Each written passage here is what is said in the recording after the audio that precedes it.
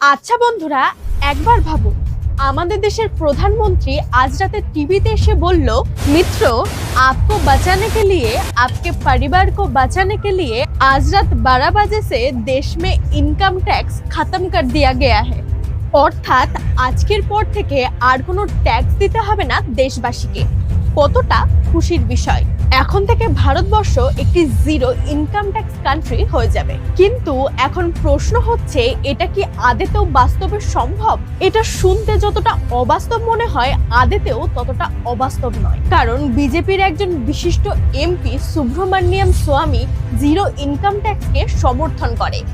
তিনি বলেন, দেশের অর্থনীতির বিকাশ রিভাইভ অর্থাৎ পুনরায় জীবিত করার জন্য ইনকাম ট্যাক্সকে অ্যাবলিশ করা প্রয়োজন। ডক্টর সুব্রমণিয়ান স্বামী হার্ভার্ড ইউনিভার্সিটিতে ইকোনমিক্সে পিএইচডি করেন। তারপর তিনি 1963 সালে একজন অ্যাসিস্ট্যান্ট ইকোনমিক্স অ্যাফেয়ার হিসেবে নিউ ইয়র্ক সিটিতে ইউনাইটেড নেশনস সেক্রেটারিয়েট অর্থাৎ জাতিসংঘ সচিবালয়ে কাজ করেন। পরবর্তীতে তিনি হার্ভার্ড ইউনিভার্সিটিতে শিক্ষকতাও করেন। তিনি বলেন, যদি আমি ফাইন্যান্স মিনিস্টার হতাম তাহলে আমি এই পার্সোনাল ইনকাম ট্যাক্সকে অ্যাবলিশ করে দিতাম। এখন প্রশ্ন হচ্ছে, পার্সোনাল ইনকাম ট্যাক্স কি? ভারতে দু ধরনের ট্যাক্স আছে, এক ডিরেক্ট ট্যাক্স এবং দুই ইনডিরেক্ট ট্যাক্স। যেমন ইনকাম ট্যাক্স, প্রপার্টি ট্যাক্স ইত্যাদি। অর্থাৎ যে ট্যাক্সগুলি আমরা ডিরেক্টলি সরকারকে পে করে থাকি। আর ইনডিরেক্ট ট্যাক্স হলো যে ট্যাক্সগুলি আমরা সরকারকে ডিরেক্টলি পে করি না। যেমন ধরুন, আমরা বাজার থেকে কোনো খাবার কিনলাম, ইলেকট্রিসিটি বিল দিলাম, মেডিসিন কিনলাম, ফোন কিনলাম, গাড়ি কিনলাম, এই জিনিসগুলি কিনলাম। প্রত্যেকটা জিনিসই কিন্তু ট্যাক্স দিয়ে কিনলাম। যেটার সাথে আমরা খুব পরিচিত সেটাকে আমরা গুড সার্ভিস ট্যাক্স অর্থাৎ জিএসটি বলে চিনি। এই জিএসটি হলো ইনডিরেক্ট ট্যাক্স, যা আমরা সরকারকে সরাসরি পে করি না। বিভিন্ন মাধ্যম হয়ে এই জিএসটি সরকারের কাছে পৌঁছায়। সরকার 50%-এরও বেশি ট্যাক্স কালেক্ট করে ডিরেক্ট ট্যাক্স থেকে, আর বাকিটা আসে ইনডিরেক্ট ট্যাক্স থেকে। আমরা পার্সোনাল ইনকাম ট্যাক্স অ্যাবলিশ নিয়ে আলোচনা করছি, অর্থাৎ যেটা আমরা ইন্ডিভিজুয়ালি পে করি। তাছাড়া রয়েছে কর্পোরেট ইনকাম ট্যাক্স, যেটিও ইনকাম ট্যাক্সের ভেতরে পড়ে। কর্পোরেট অর্থাৎ কোম্পানি সরকারকে ডিরেক্ট যে ট্যাক্স পে করে, কর্পোরেটকে ট্যাক্স দিতেই হবে। পুরো বিশ্বের মধ্যে 23টি দেশ রয়েছে যেখানে কোনো ইনকাম ট্যাক্স নেই, যেমন ইউএই, কুয়েত, কাতার ইত্যাদি। এদের মধ্যে মোনাকো, বারমুডা এমন কান্ট্রি যেখানে ইনকাম ট্যাক্স ছিল কিন্তু অ্যাবলিশ করে দেওয়া হয়েছে। যদি ভারত ইনকাম ট্যাক্স অ্যাবলিশ করে দেয় তাহলে ভারত হয়ে যাবে সবচেয়ে বড় কান্ট্রি যেখানে ইনকাম ট্যাক্স ছিল কিন্তু অ্যাবলিশ করে দেওয়া হয়েছে। ভারত সরকার 15% ট্যাক্স কালেক্ট করে পার্সোনাল ইনকাম ট্যাক্স থেকে। কিন্তু এখন প্রশ্ন, ভারতের মতো বড় দেশে কি পার্সোনাল ইনকাম ট্যাক্স জিরো করা সম্ভব? যদি হ্যাঁ হয় তাহলে কি কি লাভ বা ক্ষতি হতে পারে? তাহলে চলুন সেটাই জানার চেষ্টা করা যাক আজকের এই ভিডিওতে। যদি পার্সোনাল ইনকাম ট্যাক্স অ্যাবলিশ করা হয় তাহলে শুধুমাত্র 2 থেকে 3% জনসংখ্যার উপর এর প্রভাব পড়বে। কারণ আপনি জেনে অবাক হবেন, ভারতের জনসংখ্যার মাত্র 2 থেকে 3% লোক পার্সোনাল ইনকাম ট্যাক্স পে করে। যারা অনেক বড় লোক তারা ইনকাম ট্যাক্স পে করে না। সবার কথা বলছি না, তবে maximum rich people income tax pay করে না। তারা বিভিন্নভাবে লুপ হোলস বা লস দেখিয়ে ট্যাক্স অ্যাভয়েড করে। অনেক বড় বড় দোকানদার আছে যাদের ইনকাম অনেক কিন্তু তারা ট্যাক্স পে করে না। আপনি হয়তো বলবেন তারা ট্যাক্স পে করে। হ্যাঁ, তারা জিএসটি পে করে, কিন্তু তাদের নিজেদের ইনকামের ওপর পার্সোনাল ট্যাক্স পে করে না। এবার যারা গরিব বা যারা চাষবাস করে তাদের ওপর তো ইনকাম ট্যাক্স এমনিই পড়ে না। এরকম অনেক বিজনেসম্যান আছে যাদের বিজনেস এগ্রিকালচার। তারা এগ্রিকালচার থেকে কোটি কোটি টাকা ইনকাম করে কিন্তু ইনকাম ট্যাক্স পে করে না, কারণ এগ্রিকালচারে কোনো ট্যাক্স পে করা লাগে না।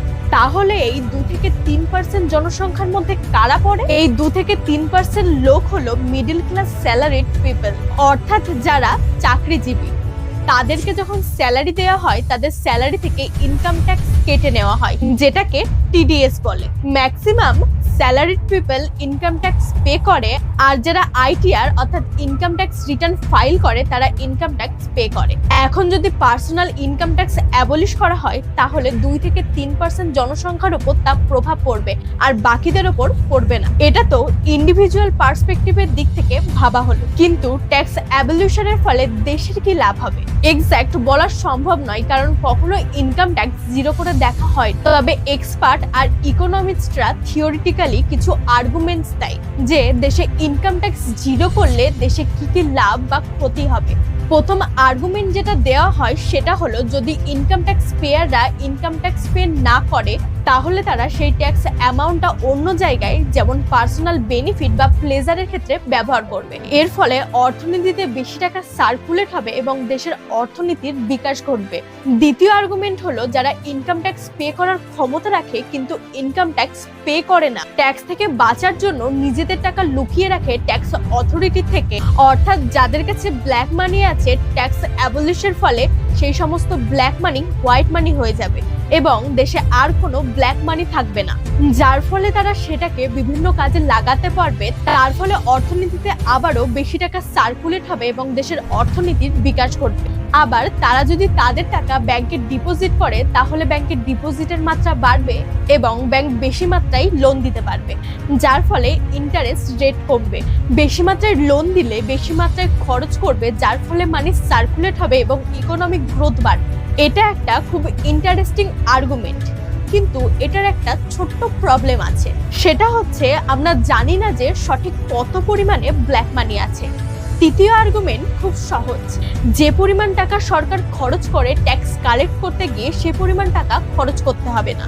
Income tax website maintain, documentation, income tax অফিসারদের পেছনে যে পরিমাণ খরচ হয় সেই পরিমাণ টাকা আর খরচ করতে হবে না।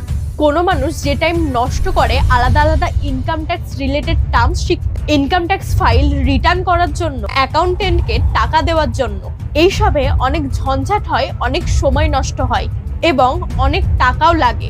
সময় এবং টাকা দুই বেঁচে যাবে যদি ইনকাম ট্যাক্স অ্যাবলিশ করা হয়। চলুন এবারের ডিসঅ্যাডভান্টেজ দেখা যাক। সব থেকে বড় যে ক্ষতি হবে সেটা হলো সরকারের ভারী মাত্রায় রেভিনিউ লস। 15% ট্যাক্স সরকার কালেক্ট করে পার্সোনাল ইনকাম ট্যাক্স থেকে, সেই ট্যাক্স আর পাবে না। তাহলে এত টাকা কোথা থেকে রিকভার করা হবে? যারা ইনকাম ট্যাক্স অ্যাবলিশের পক্ষে তারা বলে খুব বেশি টাকা রিকভার করা লাগবে না, কারণ ইকোনমিক গ্রোথ বেড়ে যাবে এবং বাকি সোর্সগুলো থেকে আগের থেকে অনেক বেশি টাকা আসবে।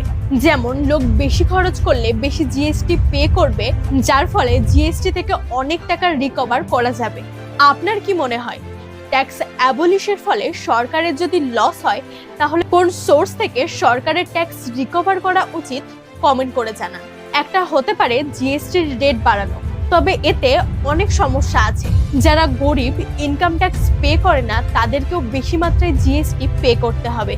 সরকারকে ইনকাম ট্যাক্স অ্যাবলিশ করার আগে অনেক ভালোভাবে ক্যালকুলেট করতে হবে যে এর ফলে বেশি লাভ হবে নাকি ইনকাম ট্যাক্স রেখে দেওয়াতে বেশি লাভ হবে। কিন্তু শেষমেশ সরকারকে সেটাই করা উচিত যেটা সাধারণ জনতার পক্ষে সুবিধাজনক হবে। আশা করি ভিডিওটি অনেক ইনফরমেটিভ এবং অনেক ইন্টারেস্টিং লেগেছে। ভিডিওটি দেখার জন্য অনেক অনেক ধন্যবাদ।